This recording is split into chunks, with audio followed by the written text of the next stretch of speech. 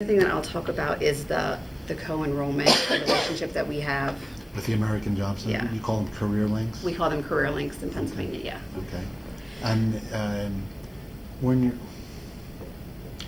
you're making that connection, it's not just with the DVOP, is it? It's, No. So can you emphasize that when you talk? Because a lot of people are thinking that when we think co-enrollment, we just got to make sure they're on the DVOP list. Well, no, we're actually trying to... Co-enrollment is the programs. It's the programs connecting, so right. that you're at least in theory, your veteran might access some WIA training dollars. Right.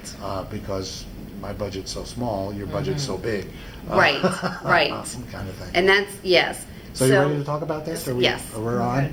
We're good. We're rolling now. So when the new grant came out and we were to be co-enrolling at the AJCs, we started by reaching out to all of our local AJCs and saying, can we come in and train your staff?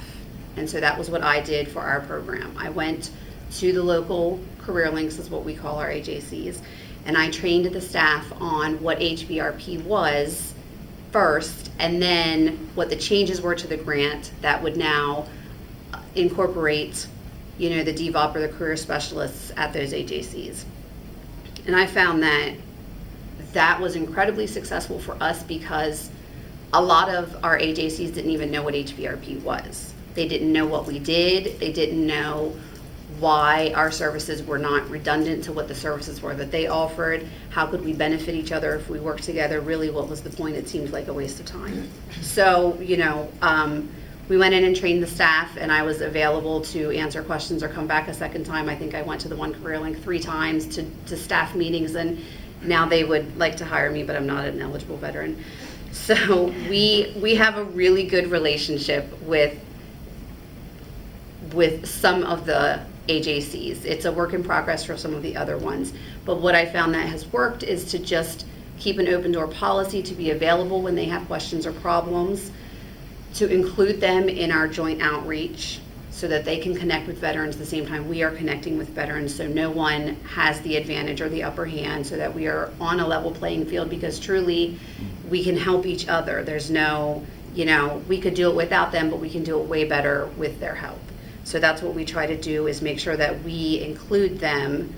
Even, when trainings and things come available that I get emailed, I forward those things to the career specialists or the DVOPs if I think, it's dealing with transportation or it's dealing with barriers, let's go together and see what they have to offer. So we really do have a good relationship. There's a DVOP in 2 of the counties that we work with. The DVOPs come to our joint outreach and meet with veterans during the intake process. Then they schedule an appointment for follow-up for the following week, and we make sure that the HBRP specialist goes to the appointment at the AJCs. In one county, I have regularly scheduled hours at the AJC. So I sit across from my career specialist. They do not have a DVOP there, but the career specialist, and we meet with clients at the same time. Because not all AJCs have a DVOP. So for the ones that don't have DVOPs, you have to be open to developing that relationship and finding out, who is a good point of contact. So for each of our AJCs, we have one person who is our point of contact when we are scheduling appointments, when we are following up on veterans. And that has worked really well for us to be able to foster that relationship and collaborate without there being any lag time, that I don't have to, who am I supposed to call? I don't know what I'm supposed to do. We've really been able to streamline that process. We initially engage with the DVOPs in the career links that have DVOPs, but we do understand that introducing you to the DVOP is not the same as meeting the co-enrollment requirement for the HBRP grant. So we also ask that they be registered for classes at the career link, and then we follow up on that.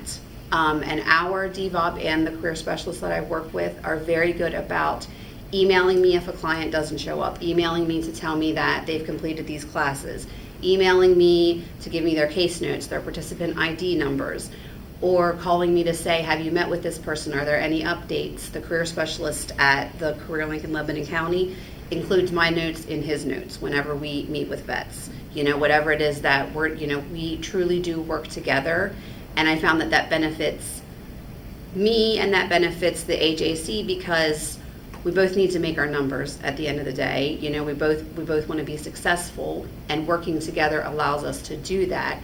But it also benefits the veteran because now the veteran has access to more resources. The veteran has access to the classes that the AJC offers, or the trainings or on-the-job trainings that are available through the AJCs that are not available through HVRP.